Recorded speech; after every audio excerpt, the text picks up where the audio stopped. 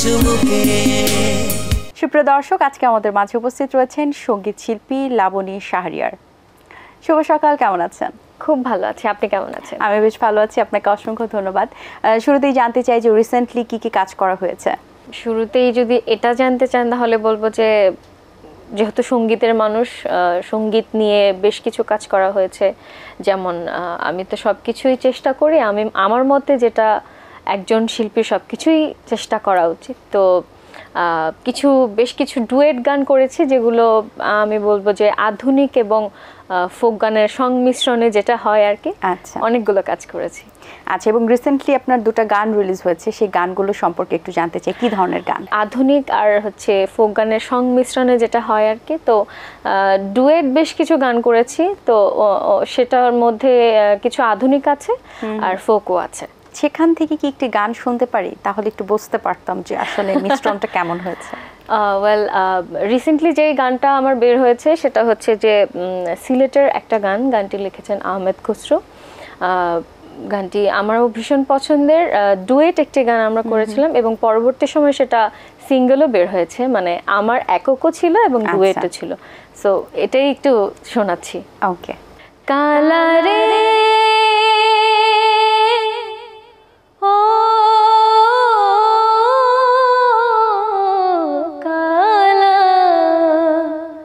কাছে আইসা ভালোবাসা মনের আগুন জারেলি ভাইয়া, পান সুপারি রহিল বাটায় খাইলি না তুই আইয়া, আসবি বলে পন্থ পানে রইলাম আমি চাইয়া, পান সুপারি রইল বাটায় খাইলি না তুই আইয়া, আসবি বলে পন্থ পানে রইলাম আমি চাইয়া, কাছে আইসা ভালোবাসা রসের কথা কইয়া, কাছে আইসা ভালোবাসা রসের কথা কইয়া, মনের আগুন যারে কালা তুই নিভাইয়া, মনের আগুন যারে কালা তুই নিভাইয়া। বাহ, চমৎকার, খুব মজাদার একটি গান শুনলাম। হ্যাঁ, বেশ মজার, বেশ দারুণ লেগেছে। আচ্ছা, আপনার হাতে খড়ি বাবার কাছে, বাবাও কি শিল্পী ছিলেন কিনা? অবশ্যই, যেহেতু আমি বলে নিতে চাই যে আমার শুরুটা হচ্ছে গিয়ে আমার বাবার হাত ধরে এবং আমার বাবার শুরুটা হচ্ছে আমার দাদির হাত ধরে। আচ্ছা, তো বলা যেতে পারে যে আমাদের পুরো ফ্যামিলিটাই হচ্ছে সঙ্গীত মনা আর কি। যে আমার শেকড় হচ্ছে গিয়ে মানে সঙ্গীতটাই হচ্ছে আমার শেকড়। তো আমার দাদি ছিলেন কাঙ্গালিনী সুফিয়া, যিনি আছেন ওনার বান্ধবী বলা যেতে পারে, মানে সই ওই সময় তো তারা বলতেন এরকম ভাবে। তো এখন গত 2 মাস হয় আমার দাদি নেই, তো ওনাকে খুব মিস করি। যখন ওনার পছন্দের গানগুলো গাই তখন ওনাকে খুব মিস করি। আচ্ছা, এরপরে অন্য কোথাও শেখা হয়েছে কিনা? মোস্ট অফ দ্য টাইম দেখা যায় যে আমার কোনো ভুল হলে সেটা বাবাই সংশোধন করে দিতেন। তবে বাবার মতে যে শুধু তুমি আমার কাছে কেন শিখবে, তোমার সব কিছুই চিন্তা করা অথবা ট্রাই করা উচিত। তো পরবর্তী সময়ে যেমন আমি তো গাজীপুরে থাকতাম, তো ওখানে বিভিন্ন একাডেমিতে বাবা আমাকে নিয়ে যেতেন, ওখানেও শেখা হয়েছিল। স্টেজ শো তো করা হয়, সেখানে কি কি ধরনের গানের রিকোয়েস্ট আসে? সেটা যদি আমি আজ থেকে 2-3 বছর আগের কথা বলি, সেক্ষেত্রে যেমন স্টেজে তো সবাই একটু আনন্দের মুহূর্ত থাকে, হ্যাঁ একটু ধামাকা একটু চায়, তো ধামাকা টাইপের গান বেশি গাওয়া হয় স্টেজে। তো যেহেতু শুরুতেই প্রত্যেকটা শিল্পীর পছন্দের গান থাকে, সো অবভিয়াসলি সেখান থেকে আমি আমার পছন্দের গান দিয়েই শুরু করি, পরবর্তীতে দর্শকের চাহিদা যেমন থাকে। আর এখন যদি আমি 3 বছর পরে এসে যদি আমি বলি, তো সেক্ষেত্রে আমার আপনি জানেন হয়তো আমার মৌলিক একটি গান আছে এবং আমার এই গানটি ভীষণ পছন্দের। আমার জীবনের বলতে পারেন যে আমার লাইফের প্রথম মৌলিক একটি গান, আউলা ঝাউলা। সো এই গানটি দিয়ে আসলে আমি আমার পছন্দের গান আমি কখনোই গাইতে পারি না, যেহেতু এখনকার ব্যাপারটা আমি শেয়ার করছি। সো দেখা যায় যে স্টেজে কোনো প্রোগ্রামে গেলে আমার দর্শক আমার কাছে ওই গানটাই শুনতে চায়। সো গানটি বেশ জনপ্রিয়। সো দেখা যায় যে লাবণী শাহরিয়ার স্টেজে উঠেছে, তার মানে ওনার একটা গান আছে আউলা ঝাউলা, আউলা ঝাউলা একটা স্লোগান শুরু হয়ে যায় যে আউলা ঝাউলা। আচ্ছা, বেশ ভালো লাগে, আমি খুব এনজয় করি। দারুণ একটি বিষয়, সেই গানটি 2টি লাইন শুনতে চাই, আমরাও আউলা ঝাউলা হতে চাই। ওকে, গানটি লিখেছেন এ মিজান এবং গানটি সুর সঙ্গীত করেছেন আমাদের সকলের প্রিয় শওকত আলী ইমন স্যার, এবং গানটি এত সুন্দর মডেল যিনি ছিলেন প্রার্থনা ফারদিন দিঘি।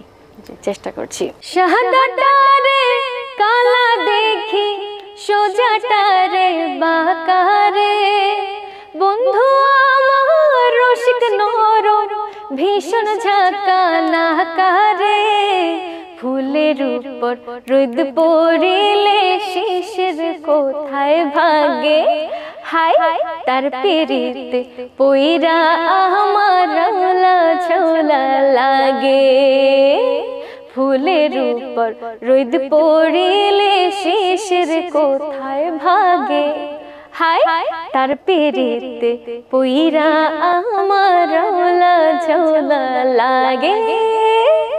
বাহ, দারুণ, অসাধারণ। প্লেব্যাক করা হয়েছে কিনা বা ইচ্ছা আছে কিনা? অবশ্যই, আমি যেটা বলছিলাম যে যেহেতু গানের সাথে আছি, গানের সং রিলেটেড যে গানগুলো, যে কাজগুলো, আমি সব কিছুই চেষ্টা করতে চাই যদি আমার ওপরওয়ালা আমার সাহায্য করেন। সো প্লেব্যাকের ইচ্ছা ছিল, তবে সেটা বাস্তবায়ন হয়ে যাবে ইনশাআল্লাহ। আমি বেশ কিছু কাজ করেছি ইতিমধ্যে, সেগুলো রিলিজ হয়ে যাবে। ফোক এবং আধুনিক গান মিলিয়ে আপনার মোট 15 থেকে 20টি গান রয়েছে। সেই গানগুলো আপনার প্রথম যে মৌলিক গান ছিল এবং পরবর্তীতে যে গানগুলো করেছেন, ডিফারেন্ট কি হয়েছে? ভয়েসে ডিফারেন্ট হয়েছে নাকি আসলে সময়ের সাথে সাথেও ডিফারেন্সই এসেছে? ডিফারেন্ট তো অবশ্যই হয়েছে। যেমন আমি যদি আজ থেকে 5 বছর 7 বছর আগের আমিকে খুঁজতে যাই, সেক্ষেত্রে অনেক কিছু শিখেছি। তখন থেকে এখন অনেক আমার গায়কের মধ্যে আমি অনেক আপডেট খুঁজে পাই, যেগুলো আমার কাছেও ভালো লাগে। ইভেন মাঝে মাঝে নিজের গান শুনে নিজের কাছে এমন মনে হয় যে আমি এত ভালো গাচ্ছি, এই জিনিসটা আমার কাছে ফিল হয়। সো অনেক আপডেট আমি নিজেকে করতে পেরেছি কিনা জানি না, তবে সবাই বলে যে নিজেকে অনেক ডেভেলপ করছি। ইনশাআল্লাহ আরও সামনের দিকে এগোতে চাই। গানের বাইরে আর কি কিছু করছেন কিনা বা করার ইচ্ছা আছে কিনা?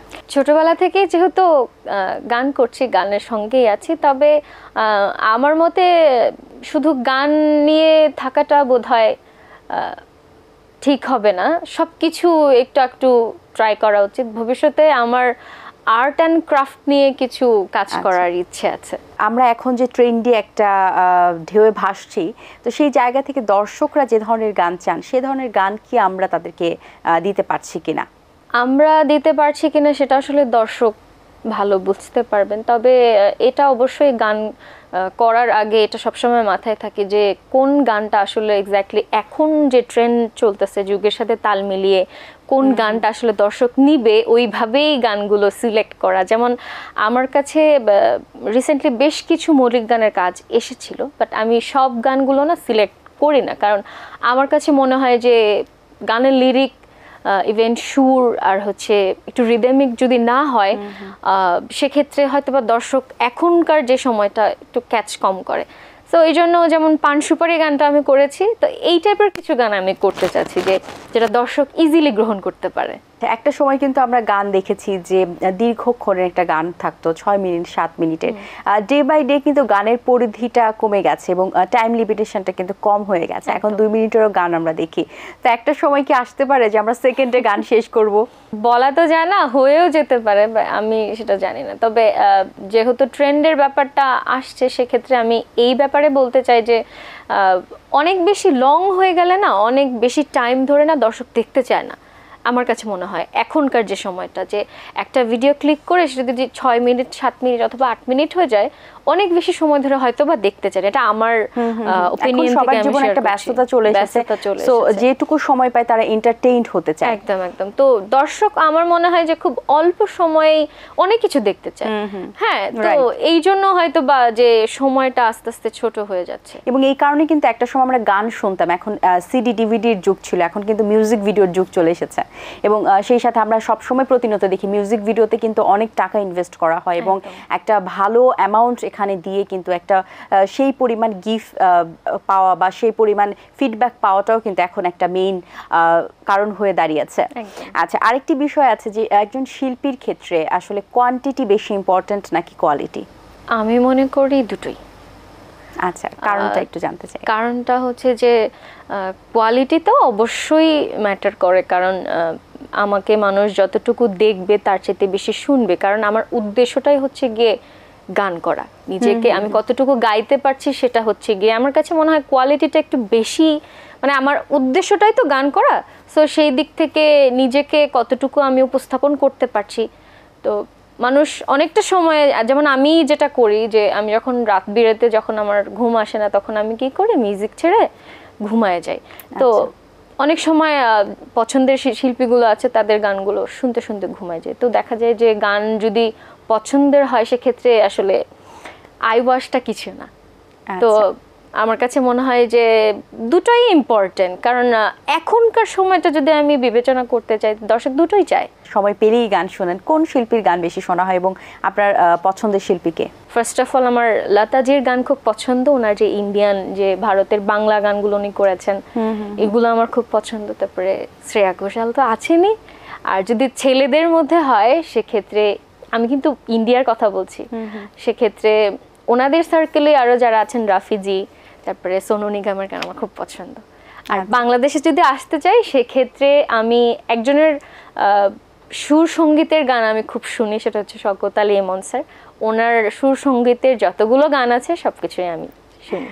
আচ্ছা, ভবিষ্যৎ পরিকল্পনা কি? ভবিষ্যৎ পরিকল্পনা এখনো অত বেশি চিন্তা আমি করিনি, তবে গানের সাথে থাকার ইচ্ছা আছে। আর গানের পাশাপাশি অন্য কিছু করার চিন্তা আছে। যেমন বাংলাদেশে আমি তো একটু আর্ট করি, বাসায় যখনই আমি অবসর সময় পাই তখন আমি একটু আঁকাআঁকি করি, লেখালেখি করি। তো চিন্তা আছে ভবিষ্যতে কোনো একটা সময় হয়তো বা আমি কোনো একটা শিল্প নিয়ে কাজ করব। আচ্ছা, এবার আপনার কণ্ঠে আরেকটি গান শুনতে চাই, কোন গানটি শোনাবেন? আমি সবসময় চেষ্টা করি প্রত্যেকটা প্রোগ্রামে একটা করে সাইজের গান রাখার। আপনি হয়তো বা যদি আমার গানগুলো দেখে থাকেন তাহলে দেখবেন যে প্রত্যেকটা প্রোগ্রামে আমি শুরুর গানগুলো আমি সাইজের গান দিয়ে করি। তো এবারও একটু চেষ্টা করছি সাইজিকে স্মরণ করে একটুখানি গাওয়ার। জনম ভরে একদিন, জনম ভরে একদিন, একদিন আমি দেখলাম তারে আমার ঘরখানায় কে বিরাজ করে, আমার ঘরখানায় কে বিরাজ করে। জনম ভরে একদিন, জনম ভরে একদিন, একদিন আমি দেখলাম তারে আমার ঘরখানায় কে বিরাজ করে, আমার ঘরখানায় কে বিরাজ করে। বাহ, অসাধারণ, খুব সুন্দর। আচ্ছা, লাবণী শাহরিয়ার যদি সঙ্গীত শিল্পী না হতেন তাহলে অন্য কি হতেন? ছোটবেলা থেকে যেহেতু গান শুনে শুনে বড় হয়েছে, তো গানের বাইরে কখনো সেরকম ভাবে চিন্তাই করিনি, কল্পনাই করিনি যে গানের বাইরেও কিছু করব। তবে সেটা যদি আমাকে বলা হয় যে গানের বাইরে লাবণী শাহরিয়ার কি করতে চায়, তাহলে অবশ্যই ওই যে একটু লেখালেখি, আঁকাআঁকির শখ আছে, আর্টিস্ট হওয়ার ইচ্ছা ছিল। আমরা কি ভবিষ্যতে তাহলে বই পেতে পারি বই মেলায়? জানি না আসলে হবে কিনা, তবে আমার ইচ্ছা আছে যে হতে পারে। আচ্ছা, এখন কি কারোর সাথে প্রেম করা হচ্ছে কিনা? হ্যাঁ, অবশ্যই, সেটা কারোর সাথে না, গানের সাথে। গানের সাথে। হ্যাঁ, ভেরি স্মার্ট অ্যানসার। আমি শিল্পীদের জিজ্ঞেস করলে প্রত্যেকটা শিল্পী বলে হ্যাঁ করছি, কিন্তু গানের সাথে।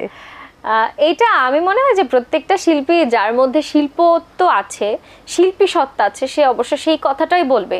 কারণ একটা শিল্পীর প্রেম তার গানের সাথে থাকা উচিত।